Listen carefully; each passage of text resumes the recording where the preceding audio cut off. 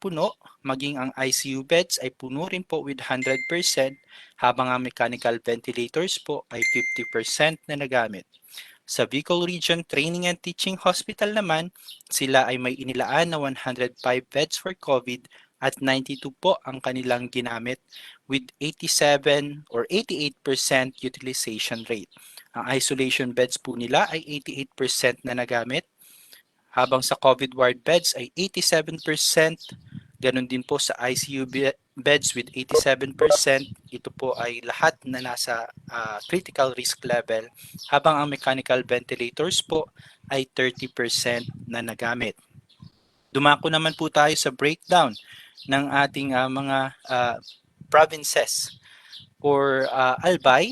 Sila po ay nakapaglaan ng 155 beds for COVID at 79 po ang kanilang na-utilize with 51% utilization rate. Ang kanila pong isolation beds, COVID ward beds at ICU beds ay nasa below moderate risk level, habang ang mechanical ventilators po ay 25% din na nagamit na nasa below moderate risk level. Sa lalawigan po ng Camarines Norte, sila ay nakapaglaan ng 130 beds for COVID at 101 po ang kanilang nagamit with 78% utilization rate na nasa high risk level. Ang isolation beds po at ang COVID ward beds ay parehong nasa high risk level, habang ICU beds ay 50% na nagamit at ang mechanical ventilators ay nasa moderate risk with 67% utilization. Sa lalawigan po ng Camarines Sur, sila ay nakapaglaan ng 80 beds per COVID at 56 po ang kanilang nagamit with 70% utilization rate. Ito rin po ay nasa high risk level. Ang isolation beds po ay nasa high risk with 75% utilization rate. Ang COVID ward beds ay nasa below moderate risk level, habang walang naitalang paggamit naman sa kanilang ICU beds at mechanical ventilators.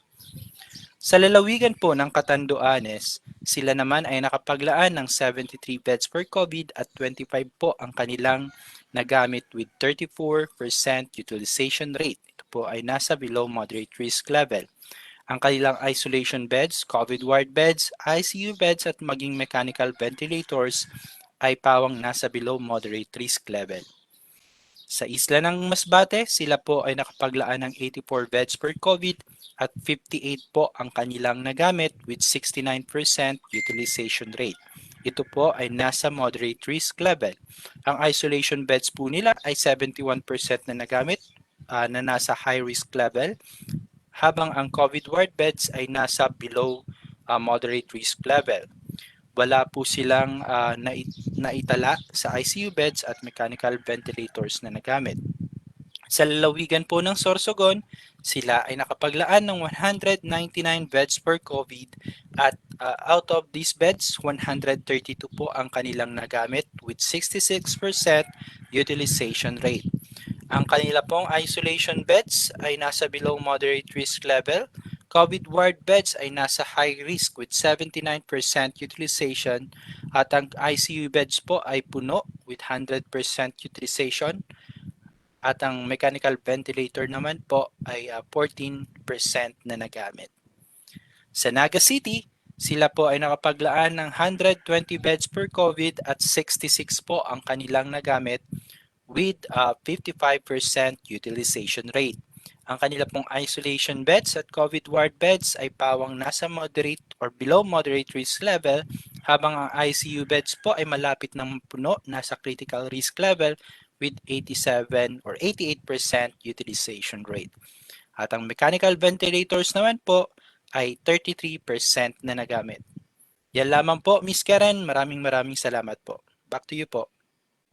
Alright, maraming salamat Sir Edwin Aldrin Lumbo para sa healthcare utilization report na inyong ibinahagi sa amin. At this point, atin namang alamin mga kaugnayan kung ilan ang naitalang kaso ng COVID-19 dito po sa ating rehiyon. Mula po yan kay Sir Ken Nuida, ang nurse of 5 mula po sa RESU. Magandang umaga, Sir Ken. Good morning, Ma'am Karen, and good morning po sa lahat ng mga tagapakinig at tagapanood natin sa ulat sa media sa araw ng Lunes. So, bali, ang datos po natin ay as of September 19, 2021, na kung saan po ating i-report na meron pong 441 individuals ang mga bagong kaso ng COVID-19 dito sa ating rehiyon. Kabilang dyan sa 441 na yan, ang 43 from Albay at ang 43 na yan po ay kinabubuuan ng mga sumusunod na numero at LGUs. For Bakakay, Libon at saka Malilipot ay meron pong tigsa 7 na new cases. Samantalang ang Santo Domingo ay merong 6 na naitala. Ang Manito naman ay may 4, samantalang ang Legazpi City at saka ang Tabaco City ay parehas may tigta 3. Meanwhile, ang Ligao City naman ay merong 2 at tig-isa ang Kamalig, Daraga, Ginubatan at saka ang Malinaw. Dumako naman ho tayo sa province of Camarines Norte kung saan may 60 new cases na naitala dito. Ang 60 na yan ay kinabibilangan ng mga sumusunod. Mula po sa Vinsons ay may 16, ang Daet naman ay may 9, samantalang ang Jose Panganiban, ang Labo at saka ang Talisay ay may tigwa 8. Sa Mercedes ay meron ding 3, Paracali 3, Kapalonga naman ay may 2 at ang sumusunod ay may tig-isa. Ito ay ang San Lorenzo Ruiz, San Vicente at saka ang Santa Elena. For the province of Camarines Sur ay meron pong 314 new cases sa province of Camarines Sur, kung saan po ang Naga City ay merong naitala na 85 new cases. Ang Calabanga ay may 53 new cases, samantalang ang San Jose ay merong 27, ang Karamuan ay merong 17, Libmanan ay meron din 17, samantalang ang Kamaligan ay may 14, ang Pasakaw ay may 13, ang Pili ay may 12, ang Goa ay may 10. Dumako naman ho tayo sa mga tigsasyam na munisipyo mula sa province of Camsur. Ito ay ang Milaor at saka ang San Fernando.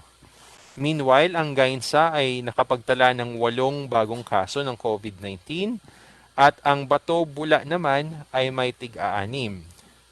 Dumako naman tayo sa may tig-4 na kaso from the LGUs ng Camsur. Ito ay ang Minalabak, Nabua at saka ang Seruma. For the municipality of Pamplona at saka Tinambak, sila naman po ay may tigta 3. Meanwhile, ang Buhi at saka Sangay ay mayroong tigta 2 bagong kaso ng COVID-19. For Baaw, Bombon, Kanakman, Magaraw, Presentasyon at Tigaon, sila po ay merong tig-isang new case ng COVID-19. For the province of Catanduanes ay wala pong mga nag-test positive sa araw ng September 19, 2021. At dumako naman ho tayo, Ma'am Karen, no, sa Masbate province kung saan may 19 new cases mula sa province of Masbate. Kinabibilangan sa 19 na yan, ang 5 mula sa Masbate City, 3 mula sa Mobo at 2 ang sumusunod na munisipyo mula sa Masbate. Ito ay ang Baleno, Kawayan, Placer at saka ang San Jacinto.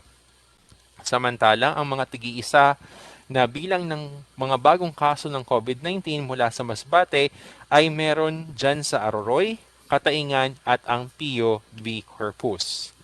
For the province of Sorsogon ay meron pong 2 na new cases as of September 19, 2021 at ito po ay naitala mula po sa munisipyo ng Donsol. For others, or ibig sabihin po nito, these are the individuals na hindi mga Bicolano, pero dito na po sa ating rehiyon na detect ay meron pong 3 others or other cases na bagong confirmed cases sa atin sa region.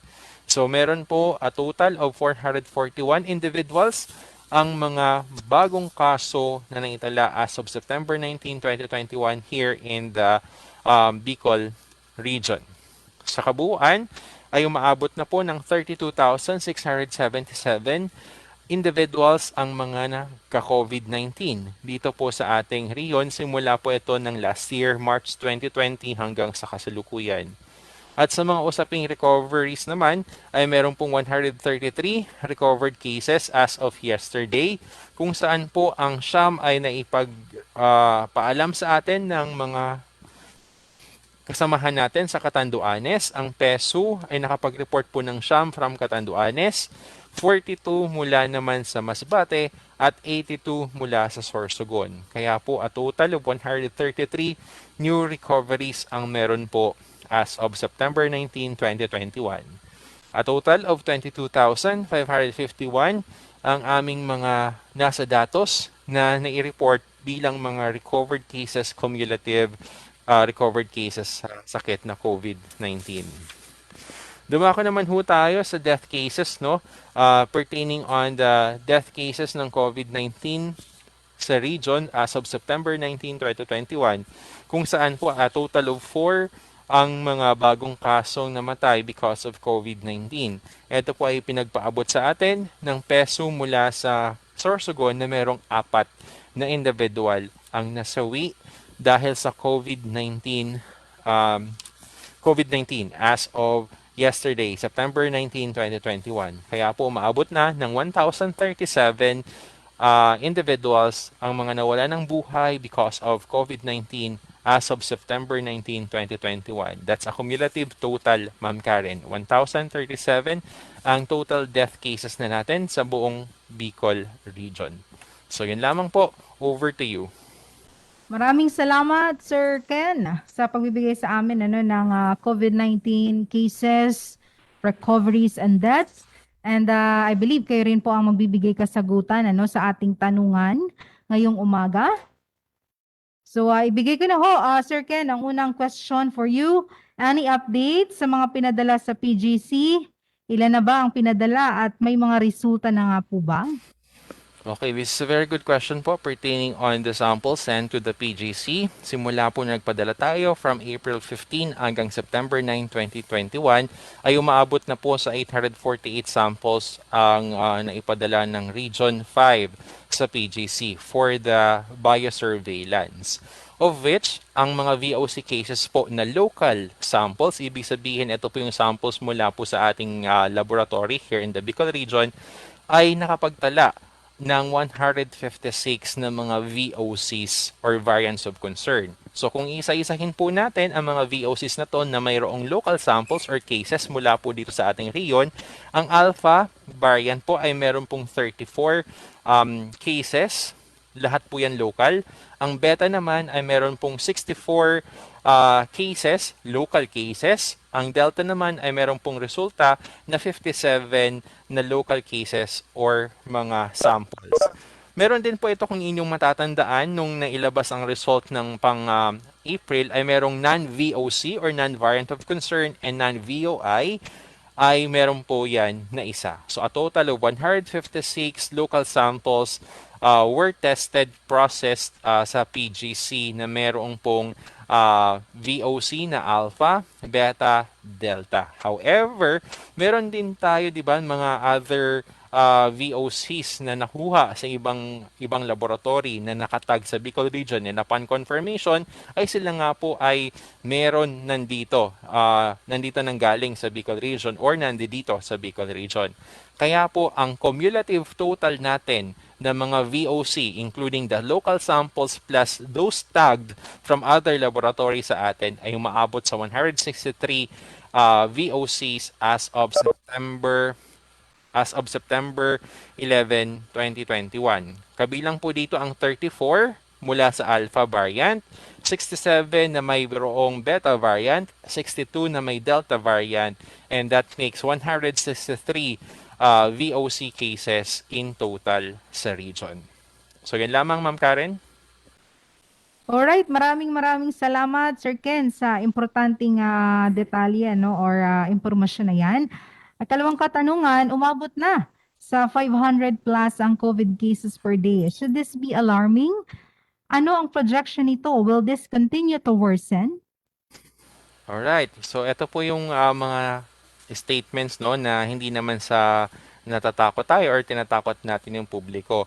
But going back to our previous ulat sa media and even po sa mga discussions no, with the partners, we have already raised or sounded the alarm nung tayo po ay nagmo-more than 100 pa lang until exponentially it grew to 500 per day.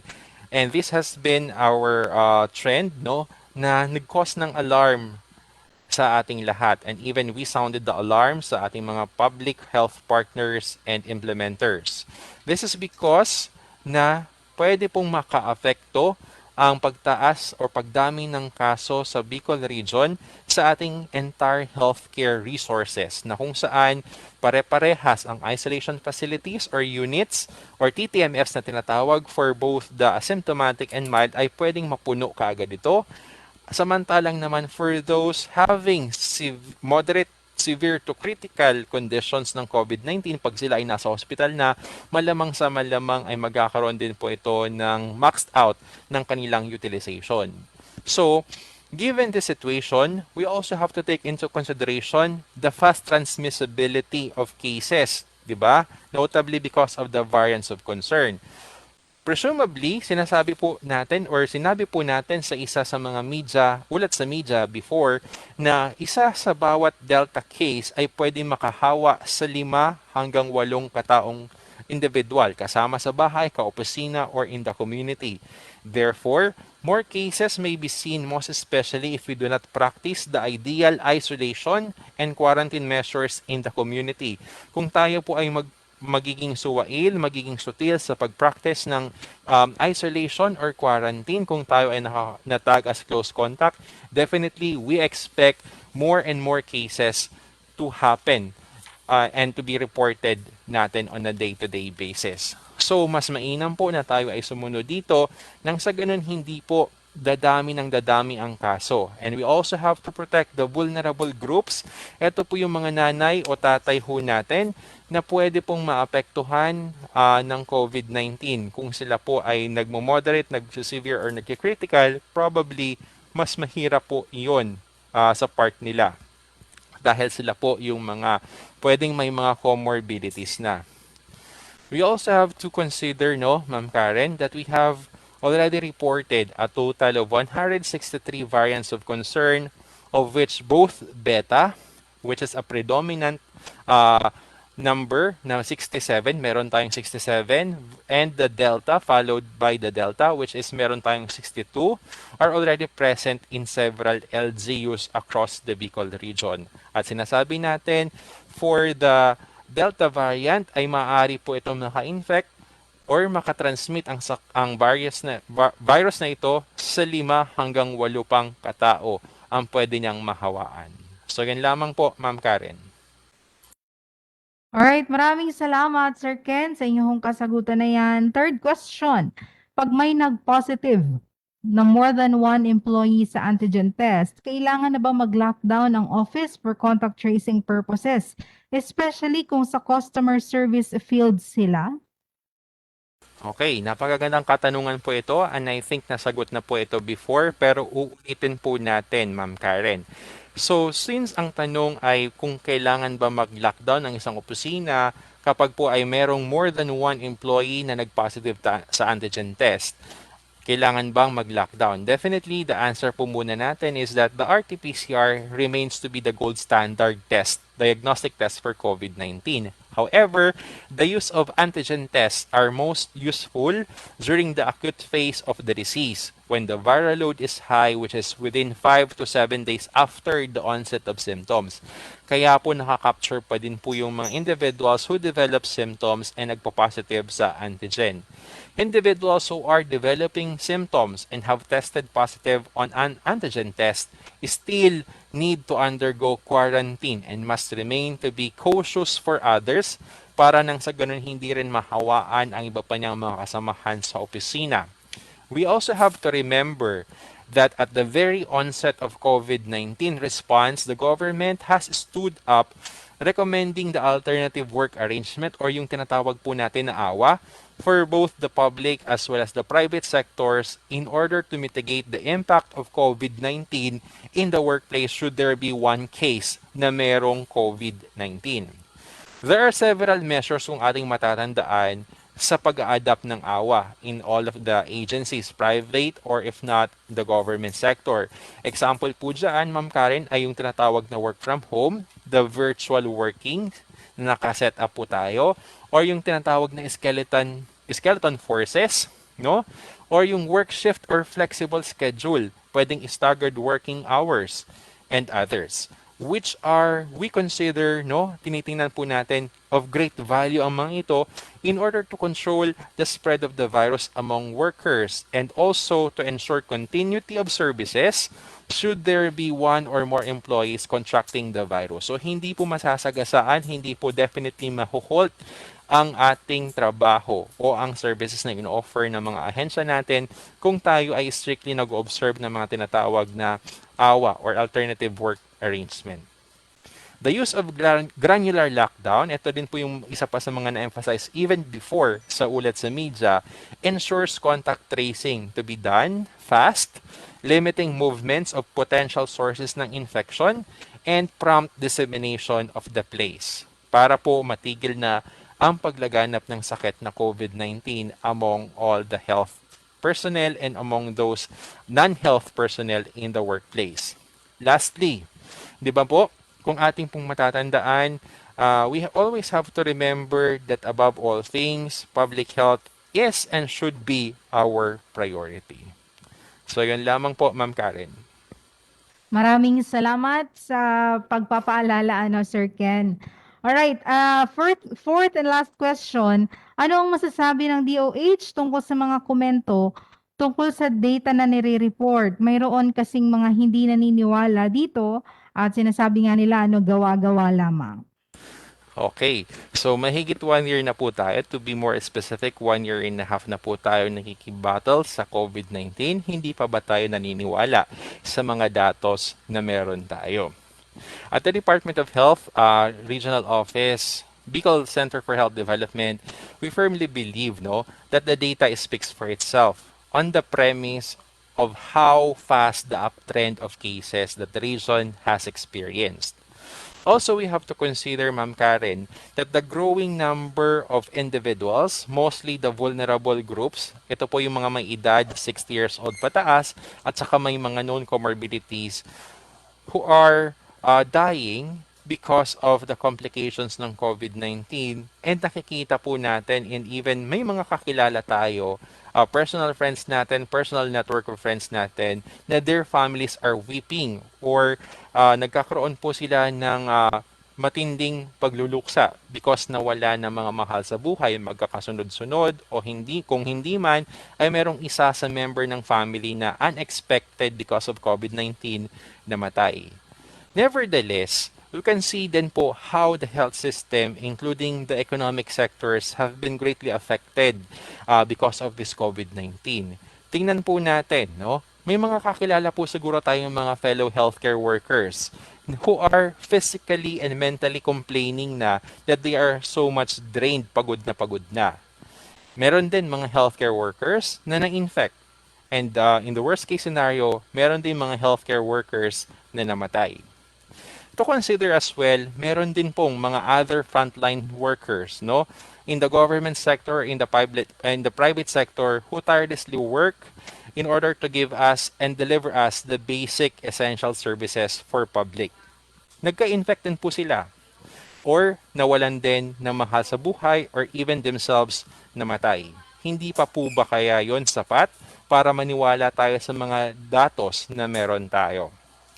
On the other hand, for the business establishments, we can see business establishments shutting down. We can see as well na hindi pa nag-open totally face-to-face ang schools. Hindi pa rin maayos o hindi pa rin normal ang pagpapatakbo ng transportation na may access tayo sa dating kinagisnan na pwede magbiyahe anywhere we want during long weekends. Ngayon medyo mahigpit. Hindi pa po ba yun sapat para hindi po tayo maniwala sa mga numero na meron tayo? What is important here is we can see people dying.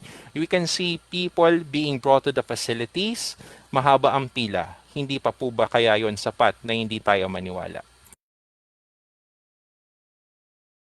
Yun lamang, Ma'am Karen.